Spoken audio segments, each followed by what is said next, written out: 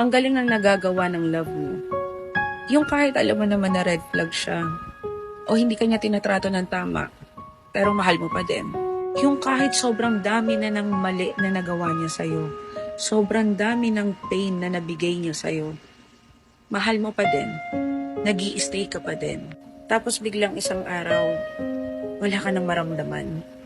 Yung bang bigla ka na lang namanhid, yun na yung sinasabi nila na napagod ka na, nadurog ka na. Yun yung ayaw mong mangyari pero nangyari. Nasabihin ng iba, di ba pag mahal mo, dapat hindi ka napapagod. Di ba pag mahal mo, dapat hindi mo sinusukuan. Totoo naman. Totoo naman yun. Pero paano naman yung mga taong walang ibang alam gawin, kundi mahalin yung mga partner nila na hindi marunong magpahalaga? Di ba? Sila na lang ba dapat yung laging nagsasakripisyo? Sila na lang ba dapat yung laging umuunawa? Paano naman yung mga feelings nila? Hindi ba nila deserve na mahalin din sila katulad ng ibinibigay at ipinaparamdam nila na pagmamahal dun sa mga partner nila na hindi naman marunong magpahalaga? Parang ganito yan sa nabasa kong quote sa'yo.